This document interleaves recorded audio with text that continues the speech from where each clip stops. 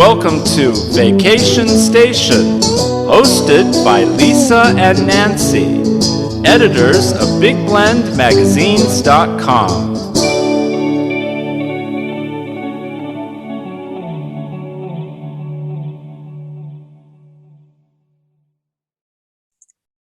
Hey everybody, welcome to Big Blend Radio's Vacation Station Travel Show with Nancy and Lisa. You know, every fourth Tuesday, it's Travel Tuesday, we get to chat with Debbie Stone. We call her the Fire Monkey. She got that name from one of her travel adventures into Bhutan, and it's stuck with her ever since. But every fourth Tuesday, she joins us. She's an amazing travel writer. You see her articles in just about every single one of our Big Blend magazines. And so today she is joining us to talk about her adventures in Astoria, Oregon. And her story is up on nationalparktraveling.com. Just type in Astoria in the search box. You'll also see it in the next issue of Parks and Travel magazine. But welcome back, Fire Monkey. How are you? I'm doing great, ladies. How are you? We're good. It's so funny. Before we started recording, I said, I saw all my filing was Fire Monkey, or FM. It's like, okay, I was looking for Debbie, but it's like, oh yeah, look under FM. Apparently that's it. And it was. I am stuck with that. Aren't I? Yeah, you are. But this was a monk. Like a monk gave it to radio. You. Yeah, FM radio. See, but this is a special thing. A monk in Bhutan gave it to you, right? I got to always get that straight. Right. So it's a special thing. Right. So this is amazing. I love when we have these conversations because you've traveled, the world. On our shows. You bring all these stories. You've New Zealand, Namibia. Oh my God, where have you? Victoria Falls and. Norway and Iceland, all these places, right? And now you've been doing so much in this country. And I think about this, we're calling you Fire Monkey, and you haven't been out of this country for a little bit, but it seems like you have really enjoyed your time over the last couple of years, digging up all these treasured places that we have, especially in Oregon, which we see that you have an affinity for. Yeah, because it's been, I haven't been abroad since the pandemic started. I've just spent, a great deal of time just, exploring what we have here in the country. And as well as I do, just that there's an endless amount of destinations and experiences and people and food and everything in between, and national parks and state parks and everything that you'll never run out of things or places to visit and things to do. So that's for sure. It's been a joy. It really has been. And if I could never go abroad, yes, I would be sad. But I also would know that like I said, there's an infinite amount of places that I could explore. Mm-hmm. And Oregon is something, you lived in Washington State for a long time too. And I know you live in Santa Fe, which we love. And, it's where we got to meet you in person at the Georgia O'Keeffe Gallery. Mm-hmm. But Oregon, it seems that you keep going back there. You also did Washington State with Pikes Marketplace. Well, you did Pikes Peak too when you were in Colorado Springs a couple years ago. But I know it's like anytime I hear Pike, I'm like Pikes Peak, But Oregon, you really have done a good job on the state this last couple of years, and Astoria. Go ahead. The reason for Oregon is twofold. I have now a son and daughter-in-law, and of course a grandchild that's in the Portland area. My husband grew up part of his life in the Portland area as well. Oh, wow. Went to school in Oregon State and Corvallis, and my two sons went to school in Eugene.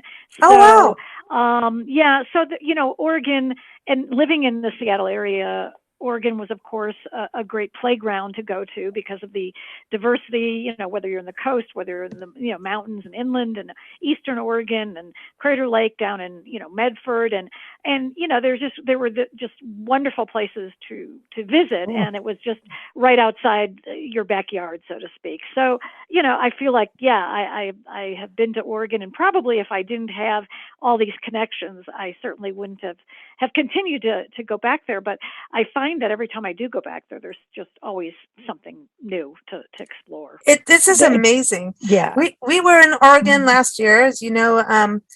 We went to Sun River. We went to Albany for a little bit, and we did Bend, and a little bit, tiny bit, and a little bit of Salem. Then we did the Oregon coast, and we're going to be back through the Pacific Northwest. I think as this interview airs, actually the day it airs is when we land in Washington State, literally landing in the car, not in the airplane.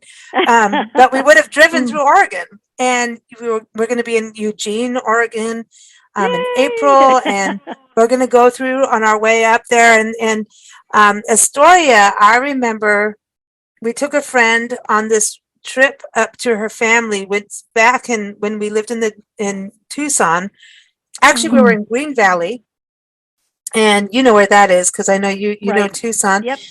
And south of Tucson, which I love that area. It's so like Africa with the trees, mesquite trees, and just beautiful in the prairie because it does have a short grass prairie. And it was interesting. We took our friend up there, and she needed to go to her family, and we drove up there, and we ended up going through like the desert side of Oregon, which people don't really realize that here you're in the Pacific Northwest and lush tropical rainforests that are like cool tropical, not like Florida tropical. And but it was like, wow, I didn't know this. And we ended up in Yakima, and Nancy and I went from Yakima. Yakima, and drove across towards Seattle and said, oh, let's go down the coast. And next thing you know, we were in Astoria going over a bridge, and I'm not good at bridges. I'm not good at heights or bridges, but I still do them. And because it's still like, you did it, you made it, and it's still beautiful. And all of a sudden I was on this big ass bridge, and I'm sorry, that's the word for it. And I'm like, Nancy, when is this going to end? And I'm like white knuckling, and she's like laughing. She's like, stay in your lane, just keep going. But she's laughing at me, and I had to put Bob Marley music. Bob Marley takes me across those circumstances.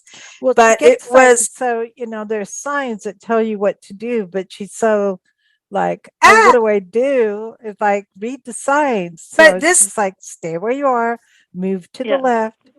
Move to the right. Count 45 seconds. Don't go to 10 miles an hour, which I do on mountain passes at times. Don't slam on your brakes.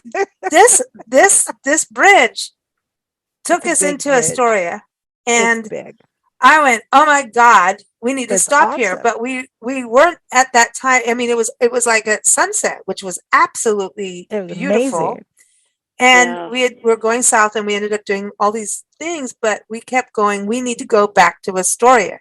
Yeah. And you did it.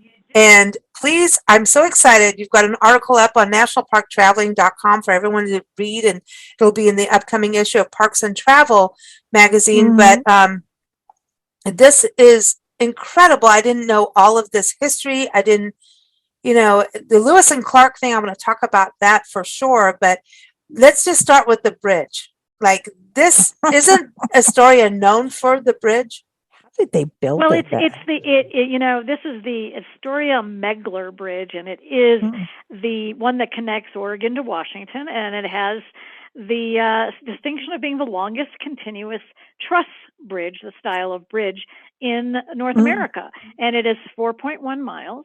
And so, yes, it feels like it keeps going and keeps going and keeps going. But only 4 miles, really Lisa. Breathtaking views. It is. You're going across the Columbia River, and there is, I think I put in the story, there is this event once a year that when people can actually, you can walk that span, and it's called Wow. the Great Columbia Crossing, held in October typically. And so you have to, plan ahead, and I think, I don't, you reserve, you get your space or whatever it is. But in any case, it's your opportunity if you wish to walk it. But normally, people go back and forth between Oregon and Washington, and this is, the bridge that connects the two. So it is definitely something to mention. And if people are in the area, it is something to do, whether you white knuckle it or not.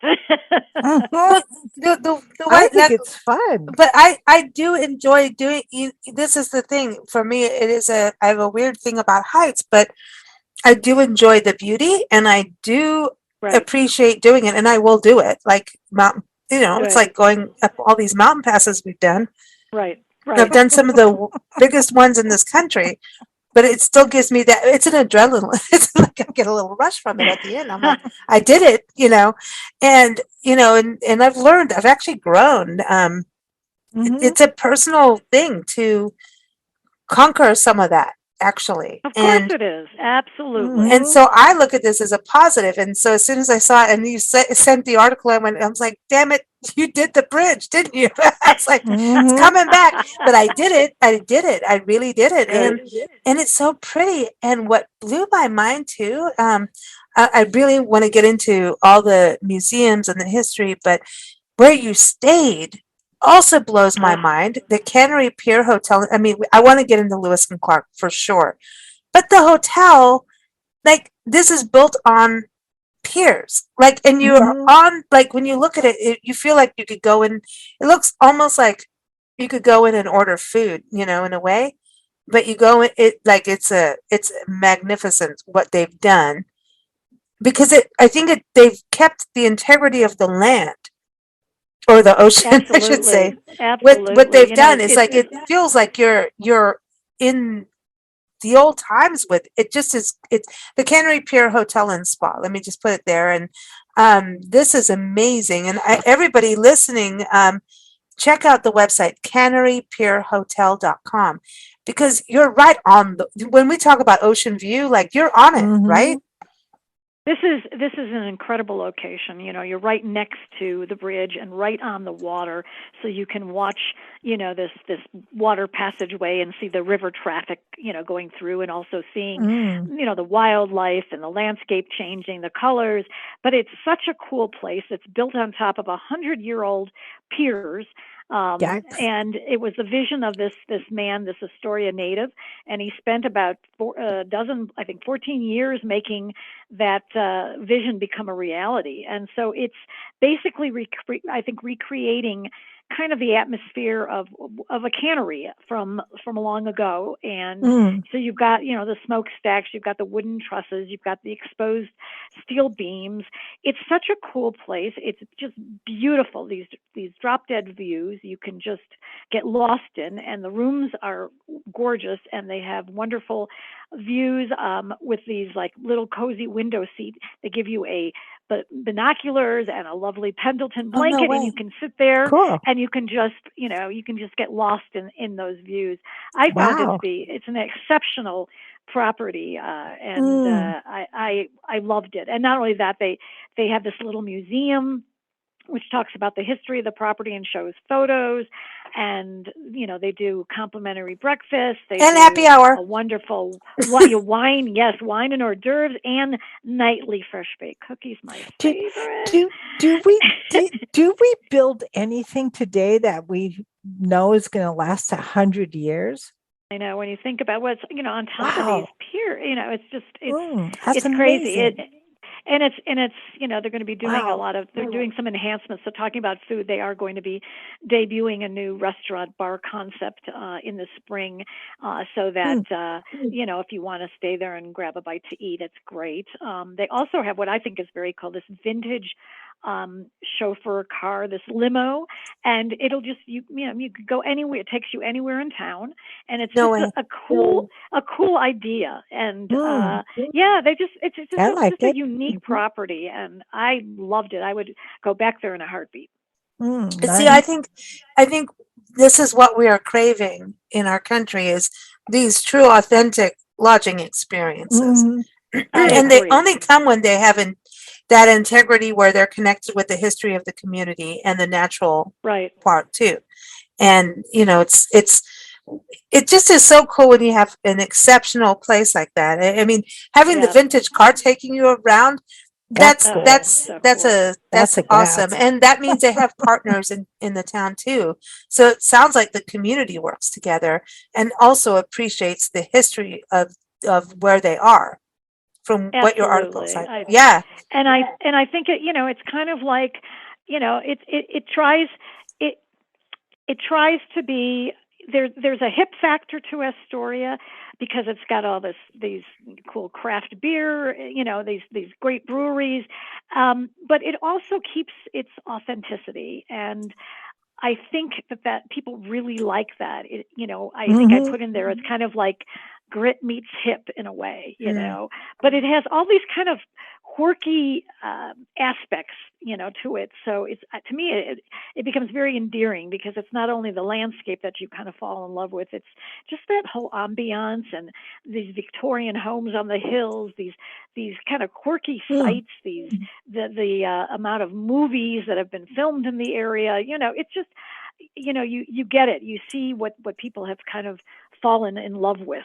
Yeah, so it has its own personality, which I love because as we travel, the last thing you want is to find one city that looks like the city you just left, that copied the city that you just left, that looks like the city you're going to next, that looks like the city you want it, you want the cities and the towns and wherever you're going to have its own personality because when they first sprang up, they did.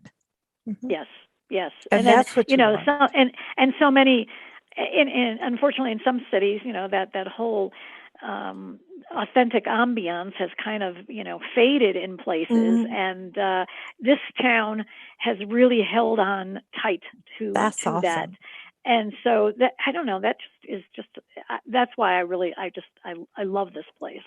Yeah, I love that because, you also see new communities being formed across the country and they come up with their community motto and this is who we are. And I wonder about it. It's like a lot of these cities like Astoria have ancient history, and, you think back Native American times and basically this whole country has that. Just saying.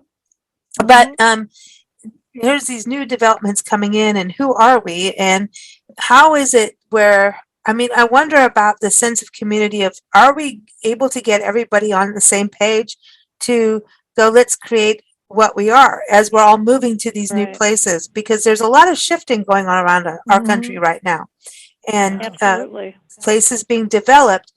Are we just buying a home to be out and where we want to be, or are we actually being part of the community to say what we want our community to be, or are we just going to whine about it? You know what I mean? That's kind of where I find like these kind of places really kind of get us back to these roots of where it started and how people had to come together for the greater good at that time because there were life-threatening situations, Yes. And I think that, when people have a determination to keep the integrity of the place and its history and that value, that, working together as a community to keep that and yet, and also allow some of the wonderful fun things to come into their town. You know what I mean? Yeah. Whether it's, some wineries or breweries or some really cool, hip restaurants or whatever it might be, but still manage to hold on to that integrity. It gives it's the guiding path. But that's that's what tourism's all about. Is to go see someplace new that is different. Right. But it's still down home and welcoming. So you need the both. You need the welcoming, even if it's a big city. Yeah. You need the welcome factor, and you need to know that where you're going isn't a repeat of somewhere you've been before, because there's places that you can go over and over and over again and see something different every time. Absolutely. Yeah.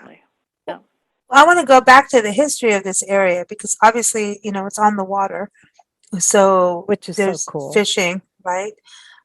There's all that kind of rivers too. Mhm. And that's the other part. So I want to get to Fort Clatsop, because it's part of the Lewis and Clark Trail. This is a National Historical Trail, through the National Park Service, and you can follow it across the country, which is amazing and something I just want to do really bad. I Oh, think cool. Let's do Lewis it. and Clark, I mean, they're in Sacagawea, Sacagawea. Yeah, I was saying it right. Sacagawea. Yeah, I mean, their story is probably one of the greatest stories of America. Mhm. I mean, there's a lot of stories, right? But this, if you think about where we are today, the manifest destiny and all of that, this Right. was, they really tried to work with the Native Americans as they Mhm. traveled through, and they were a great example of how to connect. And it didn't always work, but it's such a huge story of this country. And It's yes, huge. and there are like, I think there's like a dozen locations that make up actually the the Lewis and Clark National Historic Park, and Fort Clatsop is just one of them. And it's interesting. There's a replica of the fort on site, so you can look at it. You can tour the visitor center, then see the exhibits. You can do ranger-led history programs. You can there's trails, that the Fort to Sea Trail, and you feel like, oh my God, this Lewis and Clark, they took a 4,000-mile trek, Yeah. and you think about this back in the early 1800s. And so when they came to the end of that trek, this fort is what they created, and it served as their winter shelter place.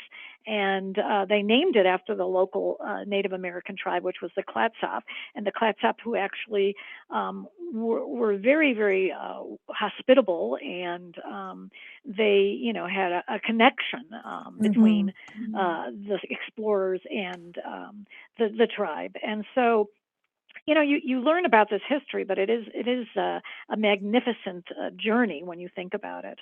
Yeah, I was wondering about this. I wonder if this is I need to go. I really need to go here. I wonder if it's that one place where they stopped and they got delayed and delayed and delayed on their trek. And I think it was their winter stop where they ended up being there like a year or something. I mean, I know how that is on our own travel tour.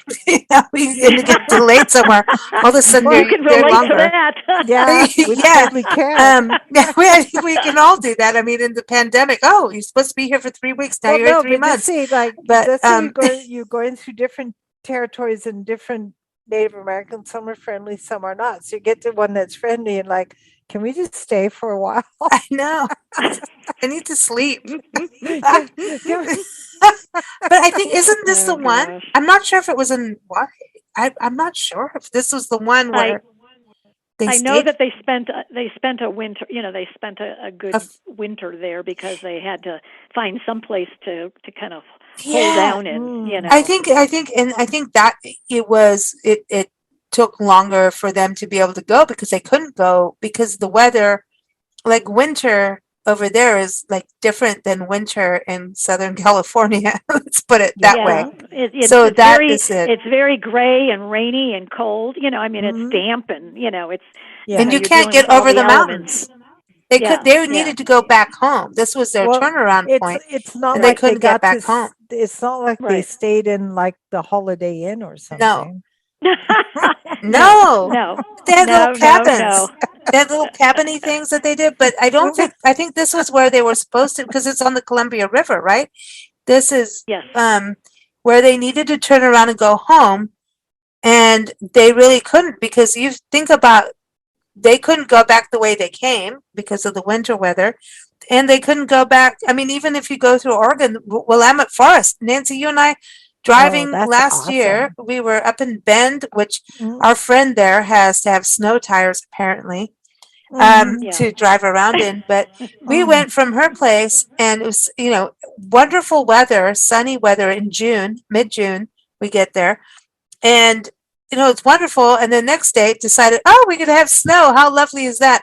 But we hiked through, we went through the Obsidian Trail, and I mean, I still can't even believe what we saw. I mean, I'm still I'm still freaking blown away. And the fact that I took our Portofino wine bag and had wine at the top of the thing and overlooked obsidian, like giant boulders of obsidian will never, That's and the snow amazing. will never leave me. Of But course.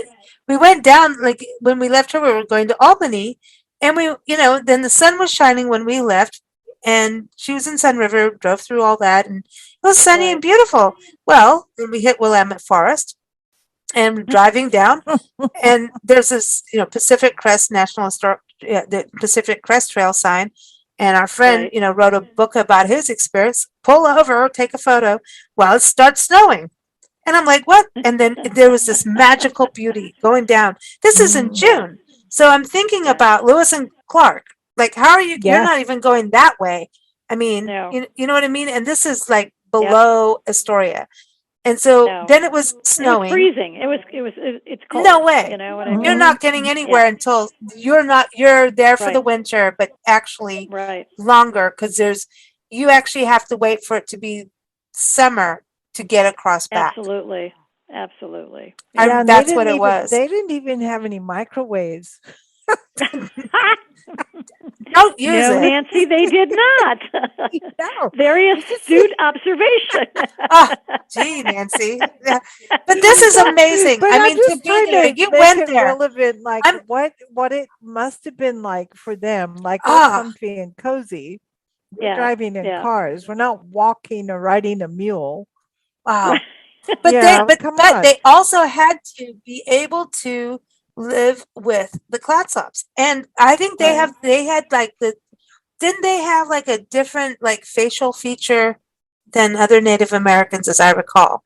There was something. That I don't remember, but Okay. I do know that they helped them in terms of, probably fishing, hunting, that kind of thing, some sort of survival situations, and I think that's, they were very indebted to them in that respect. The Well, explorers. it's nice of But they them. had to be able to like talk about like, here you are, and I think Sacagawea was the best, like she was the diplomat of the journey, right? To make it all happen. And Well, she was the she definitely was a connector, communicator. So. Mhm. amazing. I mean, and just for them to be, here's the deal: you're on their land and territory, and and at the meantime, you can see what's going on in the rest of the country with what's happening to Native Americans. And I'm wondering, okay, don't let anybody know, what's going on, Right. because Lewis and Clark they're being diplomatic, but it doesn't always work out through their journey, No. right? Mhm. And you're going to be here for a long time. Are you okay to sleep at night? Do you think, have you, if you're there for a while, there's a diplomacy that has to happen. It's like they always Of say, course. like, if you've got family in your home, it's like nice the first night, the second night's No, okay, and the 3 third days night, you're out. okay, that's it. It's too long, So now, like, But they're in it's that winter and position. survival. They're in that position. So how, they had to have intense diplomacy to make that work. I'm just, Yeah. I really want to go there, Debbie. I'm not just jealous. I'm like, I really want to go. Good. I would have to me, this is one of those iconic places, with this Yeah, whole, it's very special because it not only has it has this amazing history that goes on, not only with all of the Lewis and Clark, but also just the boating history there, and that there's that Maritime Museum, which is really state of the art, wonderful. It's the Columbia River Maritime Museum, and it really talks, and you get to explore all about the whole fishing, shipping, the whole military, the whole history of that area. And you'll also just learn how treacherous the waterway, that Columbia River Bar is, which they call the graveyard of the Pacific, because of, how many ships have, sunk and have had, crashes. And I think over 2,000 ships have sunk there since, the late 1790s, I think, and hundreds of people have lost their lives. But it's because it's where the river and the ocean meet, and so the waves can be insane, and so, and then you've got sandbars that start to shift, and you have shallow areas, and so they use the pilots, the boat pilots, to help these ships get across that area. They use people that know the area well, that can help these boats manage to make it through, but it is such a treacherous area, and a lot of people are surprised. They're like, really? And so this museum just is kind of an eye-opener for that. It's very awesome. There's a place in South Africa where we went, where at the tip end of it, where was that, Lisa, where the Cape Point, or where the two oceans meet, and they really don't like each other because one's cold water and the other's warm water? Cape Point? That's the tip of South Africa. It's in Cape Town. It's not the actual tip of where Vasco da Gama landed, but it's the actual Cape Point. And Debbie, you went there. Fire Monkey went up there. She went on Table Mountain. And then she did. You see, that's a pretty. She swung over two waters. No, but there's waves there. We're like, whoa. No. Well, the Pacific Northwest coast, I mean, that's, I think, the beauty of it. We think about beaches. There's the tropical Caribbean beaches, Florida Keys, Fiji, all of that. And then there's Southern California, which I love the beach, but that to me is like, there's just too many people for me. That's just my own personal thing. But what I'd like is Central Coast on up, because from the Central Coast of California all the way up to the Pacific Northwest, it starts to get more rugged and more rugged and more rugged as you go. You get more tide pools. You get more of that drama of the waves crashing up on the rocks. You get more of that, absolutely, mist and mysticism and forest and elk on the coast. You get all weird. You get all of these amazing things that you just when you think beach and coastline, you don't realize that that's there. And I can see why so many crashes happen. I mean, when you think that Drake, Sir Francis Drake, when he did his big big thing around the world for the Queen, landed in Point Reyes National Seashore in Northern California, which is now National Seashore, I should say, Point Reyes. He claimed that as the new Albion for the Queen, and he's like, "Here, I'm taking this." Well, the fact was, he crashed his boat. His ship went down, and I think it was called the Golden Hind, which we call the Golden Hiney. Landed. Yeah, but his boat was messed up, and he was dealing with Native American tribes, and not nicely. And he's like, "I'm claiming this for the Queen," and that didn't quite work. But that he crashed because of I don't think they expected that kind of water in a way. Like I expected in Europe. Yeah, isn't it kind of like Europe when you go there? It is to me. Just European waters in a way when you're up there. Well, it's I always tell people it's the Oregon coast is a very wilder, a wild it form. Is wild. So don't be thinking, like you said, it's going to be like the California beaches. These are, this is a very, very different beast of itself, and it's to me just very dramatic, and I prefer it personally. It's rugged. It's rugged. It's kind of like the garden route. It's like the garden route, and it's kind of pristine, because it's not that able to do what we've done in California. Right. It's so rugged. You've got all those craggy rock formations, which go, when you're outside, you're not in the water and you're looking down, you see the rocks. But what you maybe don't imagine is the rest of the rocks under the water and how wide they get at the base, and how much they actually swirl the waves around and cause more drama. Absolutely. As opposed to the big wide sandy beach. I mean, it's a beautiful place. That's You just have to awesome. be. You just have to be cognizant of the situation, so that if you were in the water, you know what you're doing. Yeah. I love that because at the same time you talk about in your article how this was really like the cannery capital, the tuna fishing capital Right. of the world at one point, and here it is like this is like a hard place to do it, you know? Right. Right. Yeah. It's these people were, definitely perseverance and had a lot of grit. I Yeah. know. So was fishing, I mean, obviously Lewis and Clark came and but was it fishing that kind of put it on the block of now we can afford to have all these fancy Victorian homes being built and started, Yeah, started getting. I think it was at one time it was a very lucrative industry.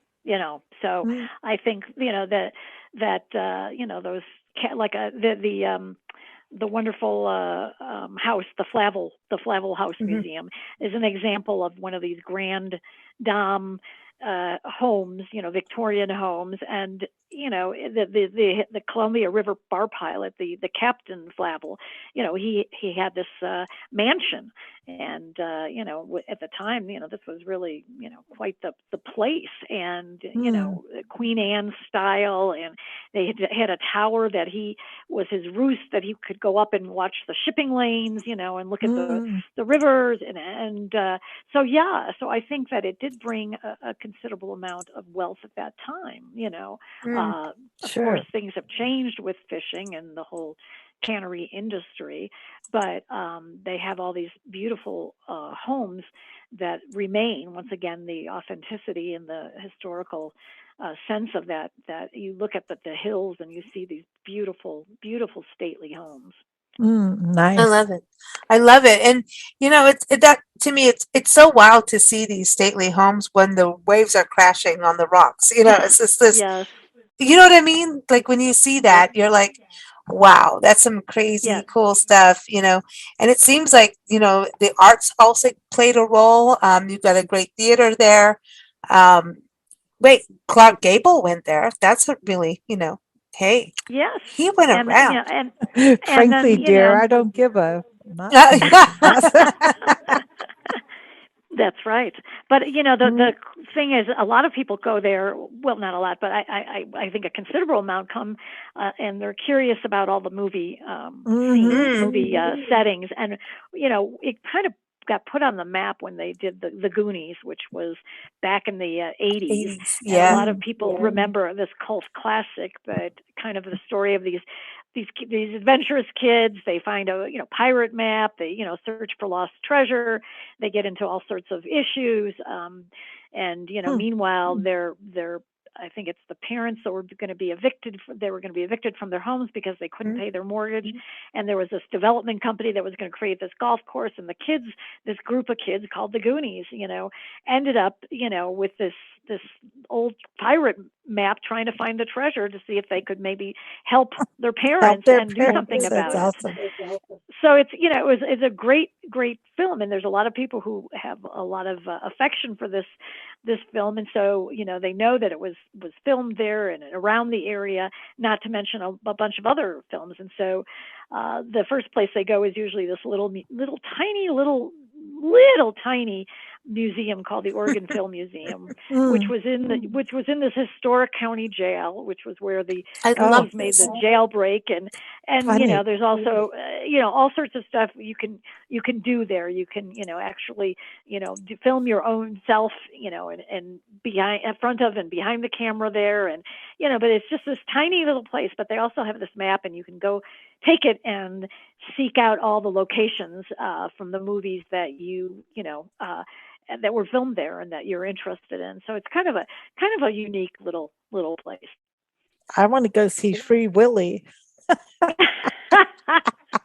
You remember Free Willy? I love Free Willy. Well, that's it. But I think some of these stories go back to some of my high school times, so I'm feeling good Mm. about it.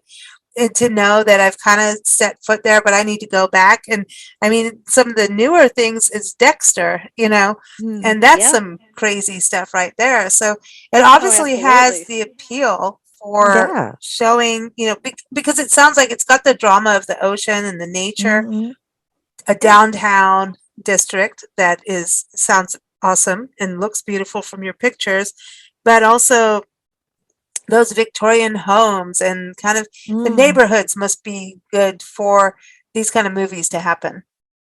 Absolutely. And I would be remiss in not mentioning that wonderful Astoria Column, which is probably the city's most recognized landmark. It's this amazing column that's like 125 feet tall, and it tells the story of like the area's history. And so it's this mural that's been painted around, and I think it was built in 1926. And so there's all these different scenes, different messages, talking about the different events of that area, the Columbia River discovery, the claims to the Northwest Territory, Lewis and Clark reaching the Pacific. And you can climb up these winding steps inside the column and get this drop dead view of the area. It's just unbelievable. On a clear day, it's just gorgeous. But even on a not so clear day, there's some sort of a mood and mystery and kind of I like that kind of. I love your photos from this. I love it because I'm just like, oh, that is exactly how I don't know. It's like when you see the old barns, like it's a sunny day, it's really pretty and nice. But then when it's got that mist around the barn and a little bit of sunlight peeking through, you're like, dude, there's just something magical about it because, the Pacific Northwest has that and it's part of it, but there is a mystery. There's just that, nature's moving at that point. Mist is always moving. And so I think that's part of the mystical part of it. But like, I'm just going to say I'm hungry now. But I want to ask you before we talk about food, because I am hungry. I'm hungry. Yeah, well, it looks like you had a really good time, so you've got craft beer, right? So you're on the North Coast beer trail, which of course I really love. So I'd like to do that. Did you partake in the craft brews? Yes, of course. Okay, well, good. There's a couple of different places, so you've got your choices, and the Astoria Brewing Company, Hondo's. I mean, it's just there's several of them there, and so no lack of places to try different pours there, and then of course seafood reigns supreme there. Because, you're so happy with the seafood, aren't you? I'm so happy. I know people must think, is there anything else besides the cheese? No, but that's your thing. Seafood. But this is great. I love it because like Nancy and I. Well, I want to know is there something. Like, are we okay if we go there? Because, Nancy and I are allergic to seafood and, but we do okay in Louisiana. We just find the right places. So there's places. There's plenty of options because every place, has other things besides that. So, it's just that if you are interested in the pescatarian fare, then you are, in good graces there because there's quite a few places, the fish tacos, the chowders, the even seafood fry bread, and crab and shrimp cakes and all sorts of, wonderful things. And does it taste different for you? Because the last time we talked, you were in Maine, Portland, Maine. Yes. Eating the lobster, and then now you're in Astoria, Oregon, eating seafood. Is it like a different flavor? Like, is it different fish? Like what? Like, yeah, it's definitely some different fish, and also lobster isn't really the big thing, So, as far as I know, I mean, what I saw, lots of crab and shrimp, and you've got albacore tuna, you've got albacore. So that's different. Yeah. So, and you get the spatrale sole, and so there's all. Oh, I didn't know about that. The Northwest, is definitely their seafood has huge differences than the Maine coast, So if you eat a tuna, for example, in one location, and then you eat a tuna in a different location, Does it taste different? Depends on the tuna, I mean, there's different kinds of That's tuna. that's what Nancy and I like, because when you think about cheese in the Pacific Northwest will be Or different than wine in Wisconsin tastes because of what they're different? eating and Right, doing. right. No, Yeah. there's different, types of different types of fish depending on geographically where you are, and the river, the ocean, Pacific, Atlantic. Hmm. There are differences. So Mm. it isn't the same thing. It's not like you're getting the same type of food back and forth kind of thing. Okay, what is seafood fry bread? Because I know fry bread, It's right? Yeah, that it's sounds So what's good. going well, on with what seafood fry bread bread? is. Yeah, and they just put seafood on it. It's just it's fried Oh, with that's your seafood. topping. So Mm, yeah, and it's okay. very, very good. And I love Sounds that. good. That was at the South Bay Wild Fish Mm, House, which I'll put a plug in for. Oh And that gosh. if sounds good. you want Yeah. something, there's a really kind of a cool place. It's like a little converted boat across from the museum. It's the Bow Picker Fish and Chips place, and they only do beer battered albacore tuna fish and chips, and that's the only thing they serve. That's it. Oh, see, but Mm. sometimes I think that is a cool thing where people just do, It this is my is. one thing, and that's all I Yeah. do, and that's it. And And then they do people it know it. good because Yeah, that's they all do they it well. do. Yeah. Yeah, they do And it good. and the thing is that place always has a line outside the door. I mean, it's well known for what it does, and Mm. people appreciate that, whether you're local or whether you're a visitor. And you look across, you go to the museum, and they look across, and you're like, what are all those people standing in line for at that little Yeah. boat? And I it's want to like know. it's Yeah. but it's fish and chips albacore tuna is different than cod fish and chips or even halibut fish and chips, and so Huh. it's it's very Mm. very good. Like I said, I could just eat seafood all day long. So Okay, in closing, I want to ask about the Astoria River Walk, because that sounds like, you've eaten, you've traveled all around, but it's always good to walk off your day. Even if you've done that's the thing, you walk a ton when you travel, right? Mhm. Which yes, is awesome. But you still want to close the day off because you got a bunch of food. You want to sit in your hotel room with a bunch of food in your belly? No, you got to walk it off. no, So, yes, yeah, and the tell us river walk about is this. lovely. It's like walking along like a boardwalk, and you can walk for quite a while, and you get these great views of that bridge and the bay, Mm. and the honking sea lions that are all over the Cool. place, and and there's Aw. little shops and places along the way, Awesome. and it's very picturesque. So yeah, it's a great, it's a wonderful town for people to go. I think if they're coming from a longer distance, then they can combine and go around and up and down the coast. Keep going south down to Cannon Beach, and all the way down south. Or they can go up. They can go to Portland and then go on up into Seattle. Or if you're just in the Northwest and you're looking for a great place to go for a long weekend, I highly recommend it. I'd go Awesome. just for the sea lions. I'm Yeah. I'm all in. I'm all in. I'm all in. Good. And I'm in for the breweries. And Yeah, I'm Good. in. sea I just lions want to and do breweries.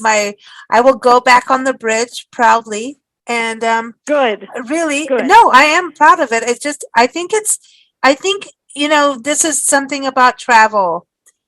We all have our things Right. we're not good at and scared of, Yes. but we Yes. need to still do it, Embrace it. right? Go with Absolutely. that. And you know something? If you go back the second time, it's going to be Easier. Easier. it's going to be different. It's going to be Yeah. different for you because you're going to be like, I know what this is. I did this once, Yeah. and so it's You'll going to see be more. easier for you. Yes, Yeah. and you're going And to be a don't little let bit your more mind spook you comfortable. out of it, man. How many times? Okay, No. come on, Debbie. You've done some crazy hikes. I mean, look at the Namibia desert. Mm. You've done some Yeah. crazy ass things. You have to get out of your own mind, and I think sometimes that's why we Absolutely. have to hire Yeah. guides when we're traveling, because the guides will keep you Mm. going. When you Yes. start to go, why am I climbing the sand dune in the Namibia Yep. desert? And they're like, you can Yep. do it.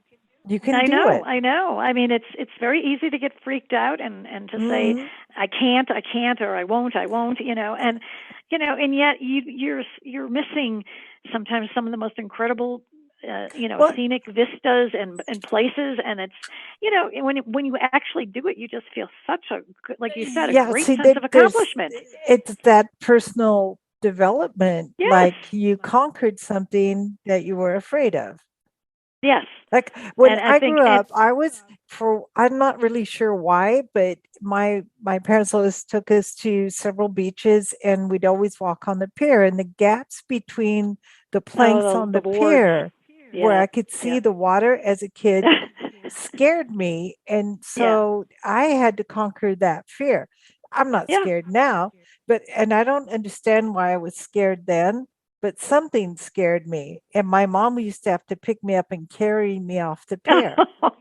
And because I would freak out at the gaps.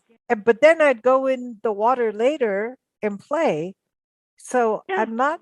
That's so wild, isn't it? I know it's weird, but something freaked me out about it. Well, you just walked on a boardwalk next to an alligator, so I know. Well, I love that. I would like to take an alligator swimming in the ocean or a creek with me. I'm okay with that. And I did try to jump off a pier once, but I almost got arrested for that. When I was looking down through the cracks, somehow watching the waves crash underneath the pier freaked me out as a kid. That doesn't now, but if you harbor the fear and let it grow, it keeps you from having a really good time later. So I just say conquer it. And that's why travel is so darn cool. Yeah. You get you keep adding layers of resiliency to your jacket of resiliency. You know what I mean? Of life. Absolutely. You know? But it's also just it's so exciting. It's a real confidence booster, and it's it's like if you go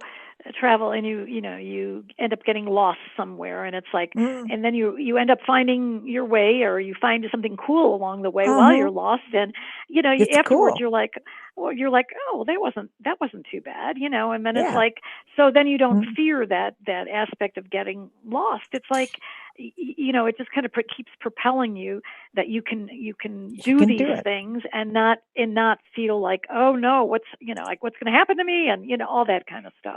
Happy accidents, man. That's what it is. Absolutely. And sometimes I want everyone to realize that sometimes all of that stuff only comes down the road that you acknowledge it and get it later. And that's a true thing. You go, you know what? It was this that taught me that. I just didn't get the lesson at that point. But there's so much you can learn. And so where's next for you, Travel Monkey? I'm headed Travel Monkey. That she went from Fire Monkey to Travel Monkey. Travel Monkey. I'm stuck in that sounds good. I'm going to be in the Carolinas and Florida. Oh, cool. And, wow. You're going in our places, our spots that we've been in. Well, that's good because we're not going to, it would be cool to see you, but we're going to be on the others. We're swapping over. I know. Wow, we're shifting out here. Wow. I love that. Oh, that is so cool that you're going to the Carolinas. I love them. I love them dearly. And Florida. Ooh. I can't we're going wait. to do, I've got 3 national parks lined up. Cool. We've got Dry Tortugas.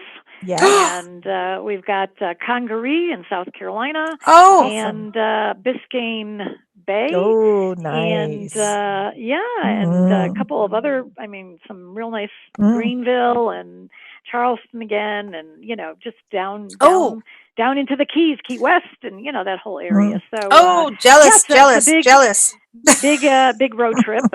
We'll fly out and then take the trip down, and cool. And then after that, we're headed road trip out to California, in Arizona actually, Palm Springs area, and to do Channel Islands. Oh, no, wait. You're going to dig that. Oh my gosh, we haven't done the channel. We're going to do a kayak thing. Yeah. That is so cool because that is one of those parks you have to experience you're going to be, you go to Ventura or Oxnard. And, Yep. Oh my God. Oh my God, this is exciting. Debbie, you're doing and then good. We're going, and then we're putting it, that's another national park. And then the other national park we're doing, I know you've been, but we've never been, is Pinnacles. So, I can't wait. Pinnacles.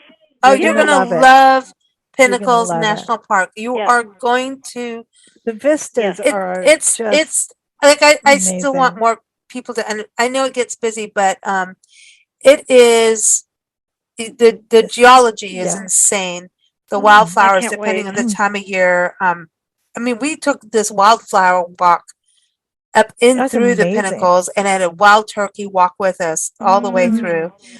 She was our guide. And I don't, there's over 400 bee species in that park. Don't get worried. They don't come out and attack you or anything, but it's about biodiversity that they have there.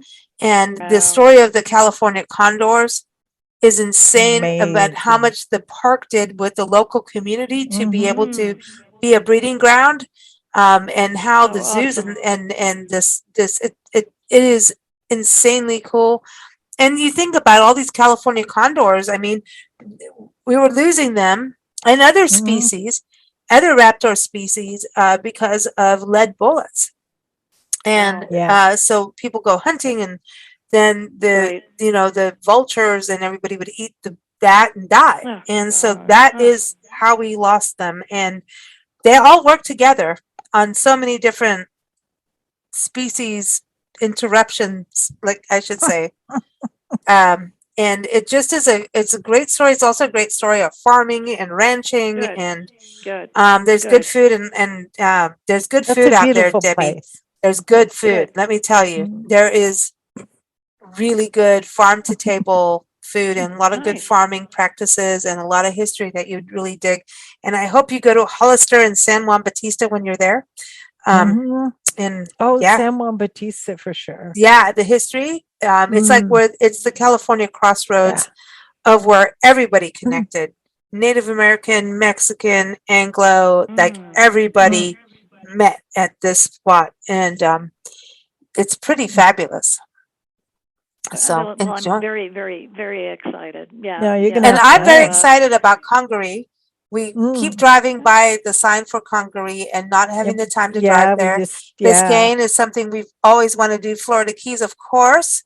Dry Tortugas. We talk about artists on our show all the time that have they're an artist residence for a month through the National Parks Arts Foundation. We talk with them all the time, having this experience out on Loggerhead Key for a full month on their own. Oh, that's awesome. Yeah. And so now you get to do the whole experience. So I am thrilled. We can't wait. So go get traveling, girl. Yep. I'm getting those traveling boots on. So, Cool. And, so I hope you guys enjoy your West Coast, your Pacific Northwest adventure. And, yes. As soon as we hit Oregon, I'm gonna send you whatever kind of photo that we made it to Oregon, because you'll smile that we got to Oregon and Washington State. You know, we'll be back and forth, and we're gonna go to Connecticut. It's gonna be our new state of the year. We're gonna go. My sons used to live in Connecticut. So where are you going in Connecticut? Baltic. Apparently, it's near Mystic Pizza Land. Talk about movies from the 80s. Yeah, Mystic is a fun town. You'll like that. Yes, it's a very cool place. Yeah. Well, I want some good pizza. Very nice.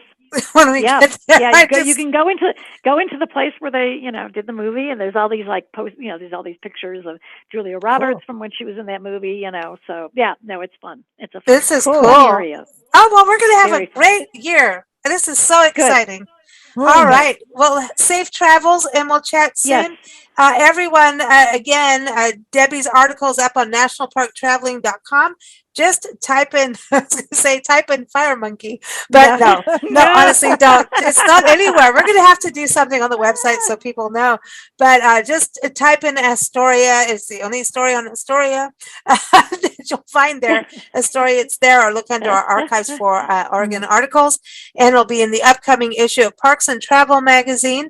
And don't forget to tune in for every fourth Tuesday with the fire monkey. Debbie. So we're gonna catch up with her next adventure. So keep up with us at bigblendradio.com. Thanks so much, Debbie. You take care. And you too. Safe travels, ladies. Talk to you soon. Okay. Bye-bye. Bye-bye.